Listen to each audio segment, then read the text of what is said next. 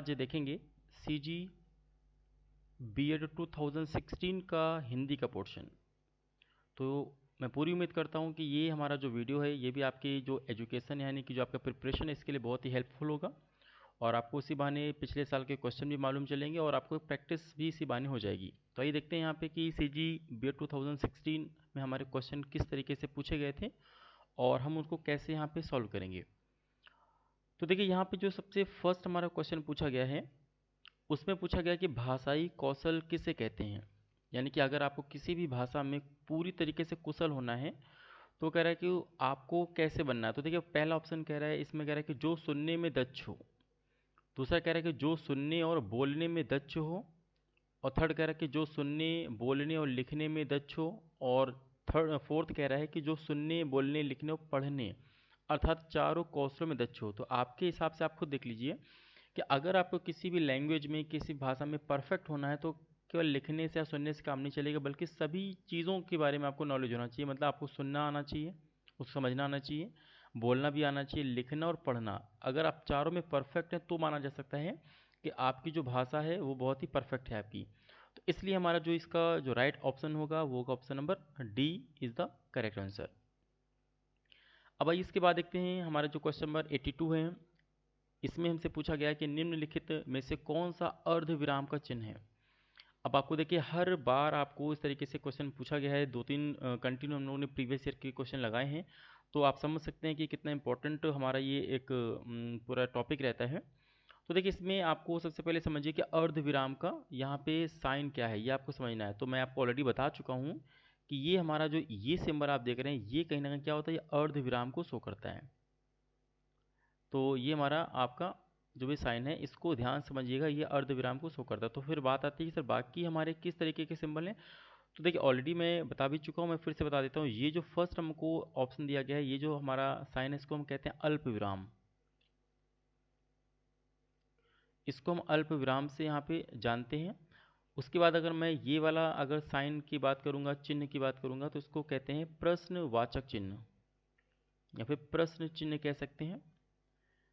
और नेक्स्ट अगर हम बात करेंगे इस तरीके का जो हमारा चिन्ह बना हुआ है, साइन बना हुआ है, इसको हम कहते हैं आश्चर्य चिन्ह। यानी कि जब भी ऐसा कभी भी आपको लगे कि कोई स्टेटमेंट लिखा हुआ है, कोई वाक्य लिखा हुआ है और उसमें आश्चर्य की कोई ना कोई यहाँ पे चीज़ें मिल रही हैं, तो कन्फर्म है हमारा ये साइन यूज़ करते हैं। तो हमारा जो राइट ऑप्शन है वो ऑप्शन नंबर थर्ड। लेकिन मैंने इसके अलावा भी आपको सभी के बारे में थोड़ा थोड़ा बता दिया कि किस साइन को हम किस नाम से पुकारते हैं। अब आइए इसके बाद हम देखते हैं यहाँ क्वेश्चन नंबर 83। इसमें कह रहा है कि निम्नलिखित में से कौन सा भविष्यत काल का उदाहरण नहीं है। मतलब आपको ये बताना है कौन भविष्य काल का नहीं है, मतलब फ्यूचर टेंस नहीं है।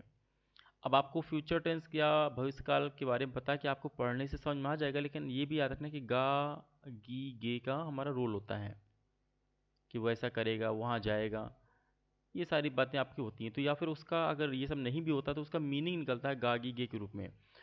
तो जैसे यहाँ पे देखिए पहला या लिखा हुआ है यहाँ पे, इसमें कह रहा है कि ना सॉरी 9 मन तेल होगा तो राधा नाचेगी। अब देखिए यहाँ पे भी गा गी गे का रोल आ रहा है कि अगर तेल ही नहीं होगा तो राधा नाचेगी भी नहीं। तो ना 9 मन तेल होगा और ना ही राधा नाचेगी, यानी कि वो फ्यूचर टेंस की बात कर रहा है, किसी की तरफ इशारा कर रहा है।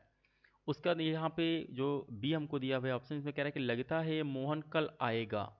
मीन्स कन्फर्म है कि मोहन के बारे में इंफॉर्मेशन दे रहा है कि वो कल आएगा। तो ये भी हमारा फ्यूचर टेंस की बात हो रही है। अब फोर्थ आप देख सकते हैं मोहन स्कूल जाएगा, मीन्स यह भी हमारा फ्यूचर की बात हो रही है, भविष्य काल की, वो स्कूल जाएगा। तो कन्फर्म हमारा एक लास्ट बच रहा है कि आप बुलाते तो मैं अवश्य आता। ये देखिए पास्ट टेंस की बात कर रहा है, ठीक है, कि आपने बुलाया नहीं था उसको इसलिए वो नहीं आया। तो कह रहा है कि आप बुलाते तो मैं अवश्य आता। तो ये हमारा यही है, भविष्य काल का उदाहरण नहीं है। तो हमारा जो राइट ऑप्शन होगा वो क्या हो जाएगा, option number C is the correct answer. अब आइए इसके बाद हम देखते हैं, इसमें कह रहा है कि क्वेश्चन नंबर 84 में कि निम्नलिखित में से कौन सा पश्च स्वर है। अब आपको ऑलरेडी मैंने बताया है कि स्वर हमारे जो होते हैं उसको मैंने बता दिया है आपको। अब इसमें से स्पेशली कह रहा है कि पश्च स्वर। अब देखिए पश्च स्वर क्या होते हैं। आपको पता है कि जब भी हम लोग उच्चारण करते हैं तो उच्चारण करने में क्या होता है कि हमारी जो जीभ का यूज़ करते हैं, तो जीभ का अगर पीछे का हिस्सा हमारा यूज़ हो रहा है, यानी कि जिन स्वरों के उच्चारण में, ठीक है, जिन स्वरों के उच्चारण में हमने देखा कि हमारी जो जीभ होती है, जीभ का पिछला भाग यूज हो, ठीक है, जीभ का हमारा पिछला भाग यूज होगा, उसको हम क्या कहते हैं, स्पष्ट स्वर कहते हैं।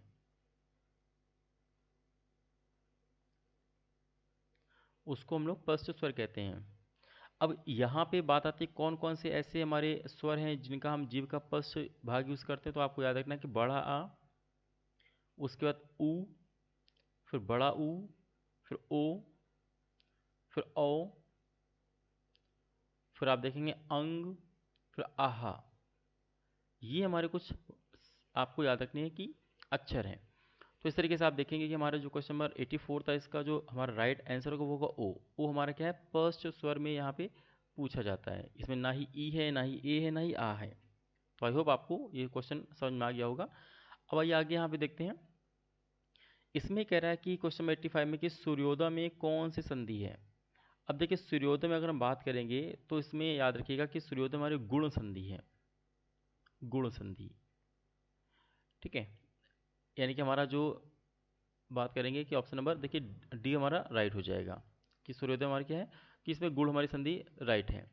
अब बात आ रही है कि गुण संधि क्यों होती है या इसका क्या रीज़न होता है। देखिए तो अगर हम बात करेंगे तो गुण संधि क्या होती है वो आपको मैं बता देता हूँ कि जब संधि करते समय बड़ा आ हो या छोटा ओ के साथ में छोटा ई या बड़ा ई हो तो ए बनता है, ठीक है। याद रखिएगा कि कभी भी अगर आपको ऐसा लगे कि बड़ा आ है या छोटा आ है, इनके साथ में हमने क्या देखा कि अगर हमने देखा कि छोटा यानी कि इसमें छोटा ई या बड़ा ई का रोल अगर आपको दिखाई दे तो हमेशा देखिएगा ए बनता है, ए।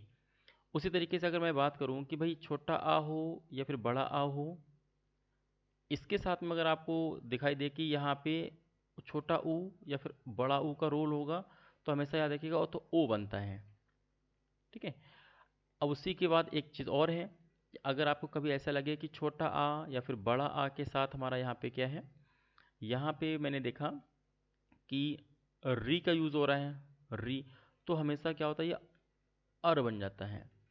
तो ये सारे जो भी चीज़ें होती हैं इन्हीं को हम क्या कहते हैं, गुण संधि कहते हैं। तो आपको बस ये काम करना है कि जो भी अक्षर दिया है आपको उसके संधि विच्छेद करने, और संधि विच्छेद में देखना कि आपको अगर इसमें छोटा बड़ा आ के साथ ई ऊ सॉरी ई और ई आएगा तो ए बनता है, और छोटा और बड़ा आ के साथ अगर छोटा ऊ और बड़ा ऊ आता है तो ओ बनता है। तो वो सारी हमारी क्या होती है, गुण संधि होती है। तो यहाँ पे देखिए एग्जाम्पल दिया सूर्योदय। अब सूर्योदय का आपको पता है कि मैं संधि विच्छेद करूंगा तो आपको पता है सूर्य प्लस उदय, ये हमारा आता है। तो ये मिलके हमारा क्या बनते हैं, देखिए सूर्योदय बनते हैं, सूर्योदय हमारा बन जाएगा। तो अब देखिए सूर्य यानी कि आ रहा है, इसमें छोटा आ रहा है सूर्य, और यहाँ पे ऊ आ रहा है, तो आ और ऊ ये देखिए मिलके हमारा ओ बनता है। इसलिए हमारा जो इसका पूरा कंप्लीट है तो सूर्योदय आ रहा है। तो यानी कंफर्म है कि गुण संधि का आपको याद भी रखना है कि कैसे हम पहचानेंगे। तो आई थिंक मैंने आपको समझा दिया कि हाँ कैसे हम इसको पहचानते हैं। इसीलिए हमारा जो राइट आंसर है वो आप देखें गुण संधि है। लेकिन फिर बात आ रही है कि अगर इसके अलावा अगर हमको और कुछ दिया जाता है तो हम कैसे पहचानेंगे। सपोज मैंने यहाँ विसर्ग संधि की बात किया, मैं यहाँ आपको समझा देता हूँ कि अगर मान लीजिए विसर्ग संधि अगर होती, अब ये विसर्ग संधि क्या होती है। तो विसर्ग संधि देखिए वो होती है कि जब विसर्ग के बाद स्वर या व्यंजन वर्ण के आने पर विसर्ग में जो भी विकार आ जाता है उसे हम विसर्ग संधि कहते हैं। यानी कि कन्फर्म इसमें विसर्ग से ही शुरुआत होती है। जैसे मैंने कहा तपह, देखिए तपह में देखिए बिंदी लगी हुई यानी कि ये विसर्ग है, और यहाँ पे मैं वन लगा दूंगा। अब देखिए तपह में विकार आ गया, ये बन जाएगा क्या, तपोवन। तो ये हमारा विसर्ग संधि आ गई। उसी तरीके से अगर मैं बात करूँ नी, तो यहाँ पे नी के बाद आपने बिंदी लगाई है और यहाँ पे छल लिखेंगे तो ये बन गया निश्छल। तो आई थिंक विसर्ग भी आप समझ जाएंगे कि किसी भी शब्द में अगर संधि विच्छेद करने पे विसर्गों का इस्तेमाल हो रहा है और उसमें स्वर या व्यंजन जुड़ने से उसमें विकार आ गया तो उसको हम विसर्ग संधि कहते हैं। तो देखिए विसर्ग संधि मैंने आपको समझा दिया। नेक्स्ट अगर हम बात करेंगे दीर्घ संधि क्या होती है। अब देखिए दीर्घ संधि में हम जानते हैं कि इसमें हम बात करते हैं कि जब दो शब्दों की संधि करते समय आपको ऐसा लगे कि छोटा बड़ा के साथ छोटा बड़ा आ ही आ रहा है, ठीक है। सपोज मैंने कहा कि छोटा आ लिखिए या फिर बड़ा आ लिखिए, इनके साथ अगर यहाँ पे मैंने देखा कि छोटा अ और बड़ा आ का इस्तेमाल हो रहा तो ये कहीं ना कहीं बड़ा आ बन जाता है। उसी तरीके से आप देखेंगे कि अगर मैं बात करूँगा कि छोटी ई है या फिर बड़ी ई है, इसके साथ में अगर मैं क्या करूँगा छोटी ई या बड़ी ई फिर से आ रहा तो ये हमारा बड़ी ई बन जाता है, यानी इसको और लार्ज यानी दीर्घ कर देता है। उसी तरीके से अगर छोटा ऊ है या फिर ऊ बड़ा ऊ है जो भी है, इसके साथ अगर आपको ऐसा लगे कि छोटा ऊ और बड़ा ऊ ही हमारा इस्तेमाल हो रहा है तो ये बड़ा ऊ बन जाता है। तो इसका अगर मैं एग्जांपल आपको दूं तो इसका एग्जांपल में इससे मैंने कहा कि पुस्तकालय, तो आपको पता है कि पुस्तक, अगर मैं पुस्तक को और प्लस आलय को मैं जोड़ दूं तो ये क्या बन जाता है, देखिए पुस्तकालय बन जाता है। पुस्तकालय, तो अगर मैं पूछूं पुस्तकालय हमारा जो संधि विच्छेद है किस तरीके का, तो आप बोलेंगे दीर्घ, क्योंकि ना पुस्तक, पुस्तक में छोटा आ रहा है और प्लस आलय में बड़ा आ यूज़ करेंगे, तो ये हमारी होती है दीर्घ संधि। तो आई होप आपको दीर्घ संधि भी कॉन्फिडेंट है आप कि आपको तैयार हो गई होगी। अब इसका लास्ट देखिए हमारा बच रहा व्यंजन संधि। अब मैं अगर बात करूंगा कि भाई व्यंजन संधि क्या होती है, तो देखिए जब संधि करते समय व्यंजन के साथ स्वर या फिर कोई व्यंजन के मिलने से जो रूप में परिवर्तन होता है, मतलब कि शुरुआत व्यंजन से होनी चाहिए और व्यंजन के बाद जो दूसरा होगा वो स्वर भी हो सकता है और व्यंजन भी हो सकता है। तो जो हमारा विकार आएगा या चेंजेस आएगा उसको हम क्या कहते हैं, व्यंजन संधि कहते हैं। या फिर दूसरे वर्ड में कह सकते हैं कि यानी कि जब दो वर्णों में जो संधि होती है तो उनमें से पहला हमेशा क्या होना चाहिए, व्यंजन होना चाहिए, और जो दूसरा हमारा है वो स्वर भी हो सकता है और व्यंजन भी हो सकता है, उसको हम क्या कहते हैं, उसको हम व्यंजन संधि कहते हैं। सपोज मैंने कहा जगत ईस, देखिए मैंने यहाँ लिखा जगत और यहाँ पे लिखा ईस, तो ये हमारा बन गया जगदीश। तो पूछा जाएगा जगदीश किस तरीके का हमारा संधि, तो व्यंजन संधि। तो यहाँ पे देखिए जगत हमारा व्यंजन है और ईस हमारा स्वर है, ठीक है। उसी तरीके से हम बात करें दिक, यहाँ पे लिखते हैं दिक और यहाँ पे प्लस करके अंबर। अब यहाँ पे जो दिक है ये हमारा क्या, ये हमारा यहाँ पे व्यंजन है। अब उसके बाद यहाँ पे अंबर है, तो यहाँ पे अंबर हमारा क्या है, ये स्वर है, तो इसको हम बोलेंगे कि ये दिगंबर, ये हमारा दिगंबर बन जाएगा। तो ऐसे आपको पहचानना है कि हाँ व्यंजन संधि में आपका क्या सिमिलरिटी है, क्या खासियत होती है। दीर्घ संधि किसको हम कहते हैं, विसर्ग संधि हम किसको कहते हैं, और गुण संधि हम किससे कहेंगे। तो आई होप आपको जो भी चार यहाँ पे संधि दी गई थी मैंने आपको चारों समझा दिया। तो यहाँ पे सूर्योदय में आप देखेंगे कि गुण संधि मैंने आपको समझाया है, उसी के हिसाब से आप देखेंगे हमारा ऑप्शन नंबर डी क्या हो जाएगा, वो करेक्ट हो जाएगा। अब आइए इसके बाद देखते हैं क्वेश्चन नंबर नेक्स्ट 86। अब देखिए यहाँ पे पूछ रहा है कि भाई जलज किस प्रकार का शब्द है। अब देखिए जलज हमारा जो है ये कहीं ना कहीं क्या है, ये योग रूढ़ है, यानी कि हमारा जो ऑप्शन नंबर बी है इसको हम सही यहाँ पे कहेंगे कि हमारा जो भी जलज होगा वो योग रूढ़ कहते हैं। अब ये योग रूढ़ है क्या, देखिए जिन ऐसे कोई भी शब्द जिनका निर्माण दो शब्दों के योग से होता है, ठीक है, जिनका हमारा जो निर्माण है वो दो शब्दों से मिलके होता है, उनको हम क्या कहते हैं, उनको हम योग रूढ़ कहते हैं, ठीक है। अब यहाँ पे अगर मैं इसके अलावा और एग्जाम्पल की बात करूँ तो यहाँ पे मैं अगर कह सकता हूँ पंकज, ठीक है, जैसे मैंने कहा कि पंकज, अब ये पंकज हमारा जो शब्द है वो देखिए कैसे बना है, पंक धन जा, और उसको हम क्या कहते हैं, कमल, पंकज को हम कमल कहते हैं। उसी प्रकार अगर मैं बात करूँ जलज, जैसे यहाँ पे आपसे पूछा गया कि जलज जो हमारा है, तो जलज को हमने यहाँ पे देखा कैसे हम लिख सकते हैं। तो देखिए जलज को आप यहाँ लिख सकते हैं कि जल प्लस जा, ठीक है, तो ये भी हमारा कमल को ही इंडिकेट करता है, तो यहाँ पे हमारा कमल हो जाएगा। तो इस तरीके से आप देखेंगे कि हमारा जो भी जलज है वो कहीं ना कहीं योग रूढ़ है, ये देशज या तद्भव या यौगिक नहीं है, ये आपका योग रूढ़ है, यानी दो शब्दों से मिलके बना होता है, तो इसलिए हमारा ऑप्शन नंबर क्या होगा, बी हमारा करेक्ट हो जाएगा। आइए इसके बाद नेक्स्ट हम देखते हैं क्वेश्चन नंबर 87। अब देखिए इसमें पूछ रहा है कि केतु का पर्यायवाची शब्द क्या है। तो आइए मैं सबसे पहले बता दूं कि केतु जो हमारा होता है इसके क्या क्या पर्यायवाची होते हैं, ताकि आप उसको याद कर लें, कभी एग्जाम में इसी से रिलेटेड पूछा जाए तो आपको पता हो। तो देखिए केतु का हमारा जो पर्यायवाची होता है, एक होता है निशान, उसके बाद यहाँ पे एक होता है झंडा,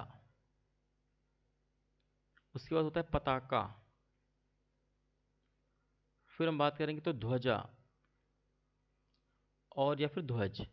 तो इन तरीके से नाम और भी हो सकते हैं, तो इन नामों से हम क्या करते हैं, यानी कि केतु के दूसरे नाम हैं। तो यहाँ पे अगर मैं देखूंगा कि केतु का पर्यायवाची पूछा गया तो हमारा जो राइट ऑप्शन होगा वो तो हमको मिल गया कि ऑप्शन नंबर थर्ड देखिए झंडा, झंडा मारा गया केतु का एक पर्यायवाची शब्द है। लेकिन मैं फिर भी इसके अलावा भी आपको मैं सिखाऊंगा ताकि ये भी आपको याद करने हैं, एग्जाम के लिए आपको एकदम परफेक्ट बनना है, कोई भी क्वेश्चन आ जाए तो आपसे बनना चाहिए। अब देखिए अगर मैं झंडे की सॉरी यहाँ पे किरण की बात करूँ, क्योंकि एक हमारा ऑप्शन किरण भी दिया हुआ है, तो देखिए किरण की हमारी क्या क्या पर्यायवाची हो सकती हैं, एक हमारा होगा ज्योति, उसके बाद यहाँ पे मैं बात करूँ तो प्रभा, फिर हम देखेंगे तो रश्मि, रश्मि को भी हम किरण कहते हैं, उसके बाद हम बात करें तो दीप्ति और मरीचि, जब मरीचि भी आ सकता है एग्जाम में तो ये हमारा मरीचि से हम जानते हैं। तो ये देखिए हमारे किरण का मैंने आपको बता दिया। अब हम बात करते हैं काजल की, कि काजल को हम और किन किन नामों से जानते हैं। तो अगर हम काजल की बात करेंगे तो आप देखेंगे कि अंजन, अंजन हमारा इसका एक नाम होता है। एक होता है कजला, तो यहाँ पे कजला हम लिखेंगे। फिर होता है कजरा, तो यहाँ पे कजरा ये लिखेंगे। फिर दीप ध्वज, तो यहाँ पे दीप ध्वज यहाँ पे लिखेंगे। उसके बाद यहाँ पे सुरमा, तो सुरमा के नाम से भी हम इसको जानते हैं। तो ये हमारा कहीं ना कहीं काजल का पर्यायवाची होगा। लास्ट देखिए हमारा कोयल बच रहा है, तो कोयल के पर्यायवाची को भी आपको याद रखना है कि जो हमारा कोयल होता है उसको हम कहते हैं कोकिला। शायद कोकिला तो बहुत से लोग जानते भी होंगे कि कोकिला के नाम से जानते हैं। इसके साथ हम पिक, पिक के नाम से भी हम यहाँ पे लिखेंगे। या फिर काक पाली, तो उसका एक नाम होता है काक पाली भी होता है। और उसके बाद हम देखेंगे बसंत दूत, तो ये हमारी बसंत दूत के नाम से भी जानी जाती है कोयल।